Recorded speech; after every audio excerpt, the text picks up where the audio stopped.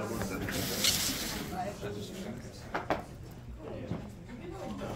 we've got a little bit left in chapter 5, and we'll go ahead and finish talking through that. And then I want to get done, and then I want to talk about the exam and just some study options and some things to start thinking about to kind of pull things together for the test. Okay? All right, so I'm backed up a little bit. So when we left off, we were talking about, oh yes, and before I forget, the quiz is due tonight, right? Tonight. I will tell you, I've already learned there's a single question that has the wrong answer set on it, so don't let that throw you. But it has the wrong answer set with the question. So even before taking it, you have an automatic point, because everybody will get that point. Okay? But yeah, unfortunately not going to change it right now on you, so go ahead and do the quiz and see where you're at. Okay, so yeast 2 hybrid, we were leaving off with, we were talking about proteins interacting and how that's another area that we need to start thinking at this level, like how are proteins interacting. So the interactome are the proteins that bind each other, and how do we see the unseeable? How do we see proteins binding each other? So we had immunoprecipitation, which was, really quick. Just we have an antibody bound to a bead. Antibodies bind things that are specific, so it binds one protein. If you're talking about immunoprecipitating is just pulling that one protein down. Okay, so it's just pulling one protein. But if you're pulling 2 proteins down, then what you start to add, you take an antibody to one protein, pull that out of a solution, and then you can look to see if there's another protein bound to that protein, and that's co-immunoprecipitating. All right, yeast 2 hybrid, let me go right to the picture here, is just a reminder, this is where you have, so the blue is actually supposed to be together, the 2 blue pieces. This is a transcription factor. And the transcription factor has a DNA binding domain, and then it also has a transcription activating domain. I want to say the right word here. So DNA binding domain and a transcription activation domain. What does that mean? What does that even mean? You guys know transcription a little bit from earlier classes, right? So we have, if we're talking about transcription, we're talking about an RNA polymerase. You've probably seen a real simplified view of it where the RNA polymerase binds a promoter, and then, but the truth is it has to be regulated. It has to be recruited sometimes or turned on. So that's what this is. That's what the transcription factor is. And it has, so this isn't the polymerase, this is a protein that binds first and then helps, it's like an assistant to the polymerase. Okay? So it has a DNA binding domain and then a transcription activation domain. The DNA binding domain, just bringing us back, because we're thinking about this a little more holistically. We were talking about molecules and macromolecules in that, chapter 2, and structure. So the DNA binding domain, when you think about this at the molecular level, now you're thinking about those zinc finger, those helix turn helix things. This domain has, this part of the blue protein has a structure like that. It's going to bind the major grooves of the DNA. It may have some ability to bind the nucleotide bases specifically, recognizing those 3 hydrogen bonds, donors and acceptors and G's. Stuff like that, okay? So that's how that binds. Okay, and then this part is the activation. So yeast 2 hybrid, the way this assay is done is you have 2 proteins, and your question is, do they interact in the system? Can these 2 things bind? If I put them in a solution, will they bind? So what you do is you take a plasmid, remember our plasmids, and you take the gene for your known the domain for your DNA binding part of your transcription factor, and you fuse it to the gene for your protein number 1, for your human protein A. Then you take the activation domain and you fuse it to the gene for protein B. So are you following where how we're picturing this, how we're building this? We're starting at the genetic level, the DNA information level, and we're building these things. okay? Okay, then you put these, you put those two into a yeast cell with some sort of gene that you know is only going to be turned on by this transcription factor that you have manipulated, okay? So we have a DNA binding site that is specific to that DNA binding domain. And then we have some gene that we can see. So oftentimes you might put another plasmid into the yeast, and then it has like the green fluorescent protein gene on it. It's foreign to the yeast or something like that. So you can see, that's your reporter. Okay, so we put all that in there, and then only when these two proteins actually bind each other will these two things be brought into, we'll get the shape, overall shape of the transcription factor, and we will get transcription activation. Okay, so if the DNA binding domain binds by itself, it's missing this piece, you will not get transcription. If this is unable to bind the protein, this will never get close enough to the gene to activate the polymerase. Questions about that? About interaction, proteins interacting with each other? This is this picture here is meant to scare you. So the protein interactome is very complicated. I used to, as a graduate student, we were sitting there, and there's always like a student, I was like a wet bench biologist, and I was totally, and I'm old enough that I was totally like the one person, one gene, one graduate student, one protein type of thing, Of course we had these things available, but we still had that approach in our lab. But anyways, we'd always be looking at like one protein and what it's doing in the cancer phenomenon, and there was always the question, why didn't you look at all the proteins? That's all the proteins. I'm not going to do that. Like 4 years were spent on one protein complex. But this is where proteomics is, because now we do have a lot of information in databases and things like that, and that's the information that you can now build. How does this protein interact? Okay, so we have membrane and extracellular proteins. We know the proteins in the cytoplasm. We know the nuclear proteins and all of that. And then all of these lines, these connecting dots, are showing you how these proteins interact. One protein doesn't just interact with one other protein. Okay, they're going to interact with multiple families of proteins, and they're going to be regulated depending on what is sensed on the surface. What's going on with the cell? It's space and time. It's dependent on the stimuli and all that too. So bioinformatics. We've talked about it before, but now that you're getting this look at data sets and how big things can be, it's really important to know what bioinformatics is. So this is the interface between biology and computer science. We use a computational approach to understand biological information and make these big connections where there's a lot of information. It's really interesting. There was a program developed here on UNO's campus. It's now moved to UNL, the enemy. But there was the Cell Collective. It was really cool, and I actually came up through graduate school with the developer. We were really good friends, so it was really neat to see it built. It basically started, just to give you an idea of what something like this takes to build. As a graduate student, you do not get your PhD by yourself. Your spouse helps you as well also. But he had a really smart wife, and the two of them read like 800 papers together, and then they built this database where you could, now it's like a teaching tool, but you could basically pick a protein like the EGF receptor on the surface, and in the computer you can say, I'm going to stimulate this with this much information.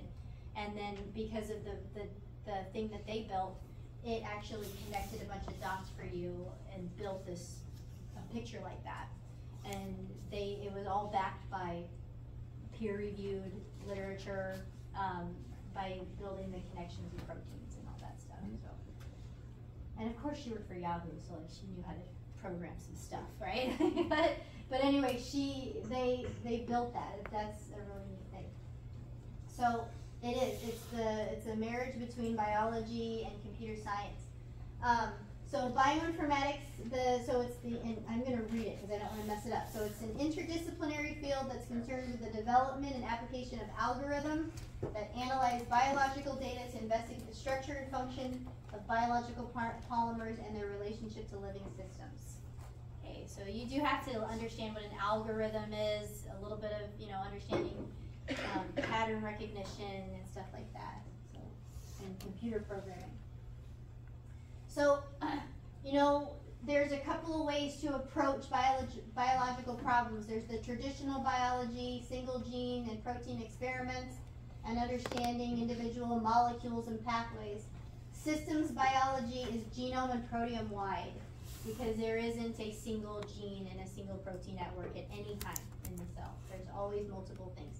So another analogy that used to get thrown at me a lot, which I loved it was that the cell is like a hammock, and all of these molecules are like the weaves. And when you grab one of the strings, you can literally pop somebody off of the hammock, right? You can really make somebody have a bad day by grabbing one string. And that's the truth about the cell. So we understand the integrated cell processes. So the question I have for you, this is totally just a philosophical question. Are we past this and we're only in this? Absolutely not. It is, so, it's really cool in silico, in the computer, you can build things. The reality is you've got to do it at the bench too to validate whether that's happening. So that's what actually, my friend that built the database, they did a really good job of collaborating with Wet Bench Labs, and they would build these models, and then somebody would run it. Like they would stimulate a protein in a cell, and then see if this other gene expression went up, and then they had biochemical measurements to show that this was true. Okay, so system-wide gene screening. This is interesting. So systematic screens of gene function. So one approach to understanding how important a gene is to actually knock it down or knock it out. So we learned about siRNA and how siRNA works, right? We learned about knocking down genes in the stem cells too for mice. So there are a lot of knockout mice, and the neat thing about that is so I'm going to go to what's in my wheelhouse. There are 21 different connexin genes, and those are the genes that code for the protein that allows cells to communicate between them. And to really understand where each one was important, there were mice developed where we knocked down one of those genes at a time in the mice. And so this is still a systematic approach because you can, one approach study gene function is to inactivate or knock out each gene. So then we were able to see that when you knocked out connexin 26, that the male mice became sterile. So then we got an answer that connexin 26 is really important in that part of the anatomy. Okay, if you knock down connexin 36, something like that, then there was deafness. So then you got this look at what is happening developmentally without these genes. Okay. Sorry. So knockout is actually basically removing the gene. And that's really easy nowadays with CRISPR, Cas9, and stuff like that. So the other thing is temporary knockdown. So in a cancer cell, if you think that there is a gene that's a problem, you can introduce a plasmid with antisense RNA or siRNA that has the two pieces so that they'll hairpin and they'll come together. Okay, so what do you get? You get double-stranded RNA to a specific gene and you can knock it down. What does that mean, knock it down? Knockout means you really remove the gene. Knock it down means anytime RNA is expressed, you're controlling how much RNA can be there. So RNAi is turning on that that degradation mechanism for messenger RNA. All right, so here is, okay, so this is a neat way to do it. So an siRNA assay with the whole genome. So again, we like to, as cell biologists, we've gotten to where we like to save money and save material. So we have these like almost like chip approaches. These are, this looks like kind of like a 96 well plate. They hold like 100 microliters in each well, and you can culture adherent cells inside of these setups, these little chambers. So this, in the experiment, what you're seeing here is you can take each one of these wells and you can introduce siRNA to a specific gene. So here's how we can really get that systemic, start to get a whole genome approach. So each of these wells has the same cells in it. We treat each one with a different gene, and then you can see, is this a gene that is essential? Will the cells die without it, without the expression of this gene? So you look for cell growth, and you're seeing the red wells, there's cell growth. The blue wells are where the siRNA blocked down an essential gene, or it knocked down an essential gene and the cells didn't grow, or they died. Okay. All right, the picture on this side is just going over how the siRNA works. So here you have siRNA. Typically, RNA is single-stranded. siRNA is typically the complement of that. And it doesn't have to be the whole strand. It literally is just like 15 nucleotides. It's a small stretch. That's all that's needed.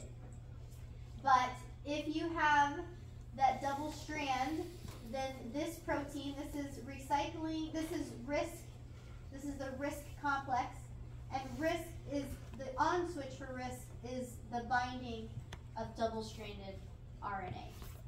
So here we have the double-stranded RNA that is bound. We actually lose one of the strands once it is bound, and then the RISC carries with it the complement for that mRNA. So anytime this complex exists of the little piece above, and then anytime mRNA is expressed, these two things will come together, and then it will destroy that new molecule of RNA. So that's what knocking down is. You knock the gene down. Anytime your RNA comes out, it gets degraded. Okay. Okay, so another thing that you can use the computational approach for is you can start to just look at gene sequence, the sequence of A's and C's and T's and G's, and you can start to do alignment so that you can see if there are signatures that can be seen in other known genes. Okay.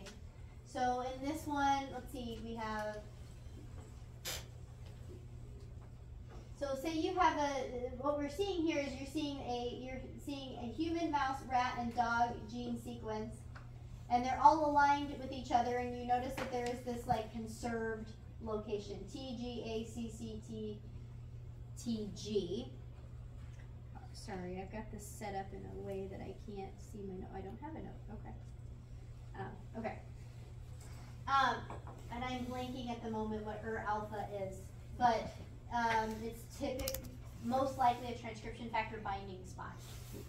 So these are what are typically really conserved among different species are transcription factor binding locations. Okay. So enhancer sequences, stuff like that. Anyhow, in this diagram, we can identify these conserved sequences, and then we know, okay, then we can ask, what is this? Why is it conserved? And so this is one of the ways it's been the transcription factor binding locations have been found through this computational approach. Can you imagine that there's this 3 billion nucleotides long, okay, and the mouse and the rat and the dog, they're not simple either. But using a computational approach, you can run an algorithm where you take the chromosome and you align it with the dog's chromosome. And that's billions of nucleotides that are run through to see if there are any matches. So pattern recognition, right? This is also something that, do I talk about this? No, this is also something that can be done to identify, maybe you have a new protein. A new protein is identified. Believe it or not, there are still transcription factors that are still being discovered. But maybe you've discovered a brand new transcription factor. You're not really sure, you know, you can get the gene sequence, but you're really not sure, you know, what are the activation domains? Where are the parts of this protein? You can simply run the gene sequence against other known transcription factors that are in the database, because there are billions of them now, right? Or, sorry, hundreds of thousands of them maybe. And then you can see if there's any alignment, any matches. And you can say, oh, I have a chymotrypsin activation site because or I have a serine protease activation site, right? Remember that little activation domain that we went through, the little relay? Okay, all right, so pathways versus networks. So here is, this is kind of the more computer look at it. Okay, this is the cell. Now that we're cell biologists, or at least I like to be, and so we know what the structures of the cell are. And so here we're seeing a traditional linear pathway. We have our plasma membrane and a transcription factor in the membrane. We have our ligand, the on switch for this transcription factor. We have the information relayed to a G protein, relayed to another membrane-bound protein, adenylyl cyclase. That information turns on this switch, so on and so on and so on. Okay, so that's a signaling pathway, and that's all figured out with wet bench work, knocking down genes or inhibiting things, you know, biochemistry, identifying the protein. This is the reality of how that might actually work. So what we're seeing here looks crazy, I know. But we have, let's see, we have, you know, a couple of proteins up here, and there's one pathway, the pink pathway that it can take, and then here's some genes that are expressed. There's a purple location, but then when you're going down and following, you know, there's a branch, like this protein can go off in this direction and be involved in this pathway. This protein can go off in this direction and be involved in that pathway. All right, what is that all dependent on? Your heart's going to express a certain set of genes, and you're going to have these proteins available. Your liver is going to express a certain set of genes, and you're going to have those proteins available. They might have the same exact cell receptor sitting in their membrane, but what happens on the inside of the cell is going to be dependent on what machinery is there. And it's not like this. It's not necessarily linear. It's more networked. It's webbed. It's a web of information. So here are some, just if you want to organize this in your mind, the different network relationships. There's negative feedback. So this means that you have something turned on, something is made, and then when that thing is made and there's abundance, then that can go back to the step number 1 and turn it off. That's a classic one you've probably heard about 100 times. We talk about it in every class, right? There's also positive feedback. So we have whatever is the final outcome or the final product produced. If we want to actually increase and make sure we need to elevate a lot of this in a short period of time, that can go and turn on step number 1. It can enhance it. Okay, so that's what positive feedback is. Before I even jump into the next one, what are you seeing? You're seeing a stepwise process. So there's a lot of things in the cell signaling. We'll start breaking down some more signaling pathways later, but in cell signaling, it is a number of steps that are linked together. And it's fortuitous because then there's levels of regulation that can happen. So here we have the feed-forward relay, where we have one. Feed-forward means we have one activated thing that can activate another pathway, so then you end up having two pathways that come to the same outcome. This can even go directly to to the outcome. So we have, in apoptosis, there are a couple of things like this where, you know, you can trigger apoptosis. It's like a lateral move, and there's another protein that's helping out, but there's also a caspase that can just go right and start breaking up the cell if it's activated. All right, there's co-stimulatory crosstalk. You might have two receptors on the surface of the cell, and when you get to that specific intermediate and that specific intermediate, the two can work together to produce a certain outcome. Your two genes that are expressed, perhaps. You can have co-inhibitory. Co-stimulatory means an additive effect, a turning on. It's an on switch. Inhibitory means an off. So here we have two surface proteins are stimulated. We have two intermediates or transduction proteins that are turned on. One of them is an inhibitor of the other. So then this basically will maybe turn this one off, and this one will continue to be the outcome. Okay? All right, so that's chapter 5. That's chapter 5, starting to put the things together genome-wise, proteome-wise, proteins interacting with each other, and then just kind of stepping back in a global look at how, you know, what is the network relationship of the things in the cell. All right, I'm not going to jump into chapter 6.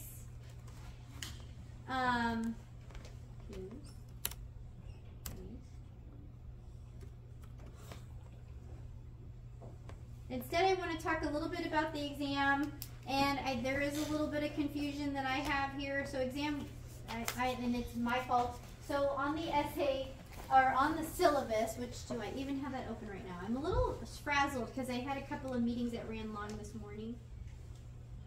But, let's see, where is it? Okay. So offset question on the syllabus, you don't have that on yours, but what does it say? 20 points. The offset question, I need to think about this. That question on the test, I went back and looked, it's 5 points. The total essay is 20-some points, is the essay. The essay part of your test is around 20 points. It's a 100-point test, so then that means that there are multiple choice questions. I go back and forth on this every semester. Right now, they are 2 points.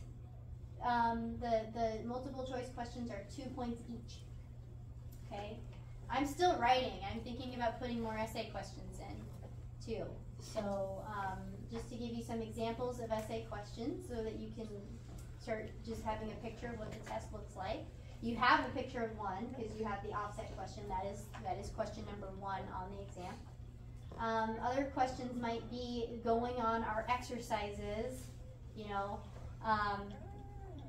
this is kind of simplified, but, you know, choose to and I might list off the organelles, to choose 2 organelles and answer those 4 questions. So then you'll have to answer yours that you worked on as a group, right? You'll be able to answer that pretty easy, but then one other one. Okay, yeah? You said choose 2 organelles and just explain them? Or? Yeah, so remember we had 4 questions, like how they interacted with other things, what was their general size and shape, stuff like that. Yeah. And then what do we do in our molecular methods exercise? We explained a molecular method. I might be really easy on you and tell you to describe your molecular method and answer those questions. Okay? All right, other questions might be like a little more global. So we did not break down, we talked about DNA structure in chapter 2, right? I maybe mixed up the chapters, but but then what do you know about DNA, right? Everything about it. It's 5 points. You should know at least 5 points about DNA. Does that make sense? Yeah. And you can go into like how it's replicated. We didn't talk about that, but you could really talk structure about it too. So like how it's anti-parallel, the hydrogen bonding. There's covalent bonding in there. Where is that? Okay. So there is that. So yes, if you complete the offset question, those 5 points are yours, no matter what you put into question number 1. Okay, if you complete the offset question, those 5 points are on your test. Alright, one other policy thing I wanted to share is that typically for an exam, I don't have the right graphic up there, but typically for exams, when it comes to multiple choice, a lot of you guys are probably going to be really comfortable with the essay type questions because it's right about what you know. And what's neat about them, especially at this sophomore, junior level, is students will have their memory jogged about things. They write out about stuff, and then when they go into the multiple choice questions, it's actually a little easier because you had those essay questions to formulate your stuff. You guys can have a scratch paper for the exam. It is an online exam, but you can have a clear scratch paper. There's some instructions. Just show the clear paper in the respondus so that I know it's clear when you start, and then you can write all over it. One sheet of paper. The multiple choice questions, I realize there are bad questions that exist, and I might write them. So if 70% of the class or more get a question wrong, then those points get added to the total of your score. So if you got it right, it becomes a bonus point on the test.